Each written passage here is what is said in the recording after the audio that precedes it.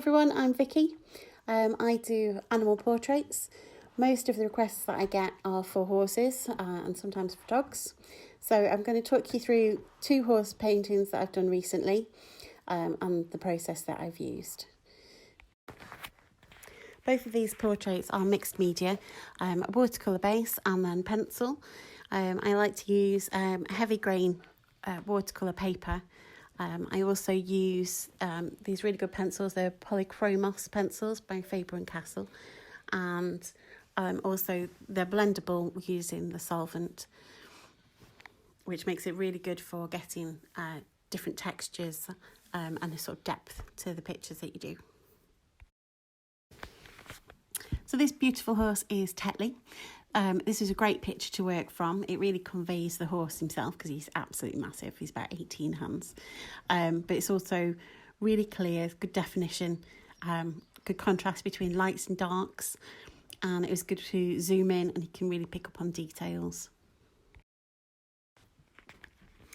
Because I'm doing portraits, it's really important that I get a good likeness. So I use the grid method for most of my paintings. It allows me to scale up and still keep proportions right. There are lots of art apps available online. I use one called Artworks, which allows you to position the photo that you're using within the app and put the grid on, and then you can use it as a digital copy and you can still zoom in. Once you've drawn your grid, then you're ready to start sketching out the horse. Stick to the main details. Don't get too detailed because it gets confusing and it also gets lost when you start to paint or add your colour.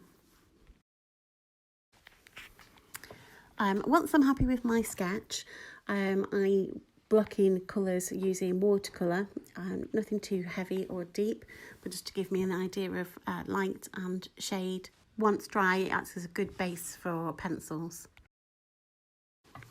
I then start working with the polychromos pencils. Now, this is the longest stage and it can be quite time consuming. I would use layers and layers and blend them as I go, and then final details. It's really important to keep a sharp pencil to really sort of pick out the detail in the picture. This is the finished result. This is Tetley. His portrait took about 12 hours in total. And it made a lovely Christmas present. The next portrait I want to show you is of Monty. Now, I've used the same method that I used with Tetley. I've also used the same materials, but I just thought I'd choose him because if you look at him, he seems just like a black and white pony. But when you look closely, he's got lots of different colours within his fur. So it did make him interesting to paint. And whilst it can be quite daunting just looking at a black and white horse, actually there's lots of tones and colours in there. I do take quite a few photos whilst I'm working. It helps me when I look back in future of where I've started and progressed through a painting, but also allows me to keep checking that I am making a true likeness of the horse. I can then make corrections where I need to. As you can see, I've started to add in colour and tone to make Monty's coat stand out, make it more vibrant. I don't know why, but I tend to leave the eye until near the end. But once I've done the eye, my last few stages are shadows.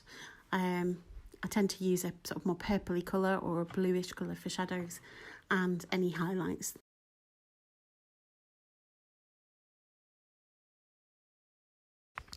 And then this is the finished Monty.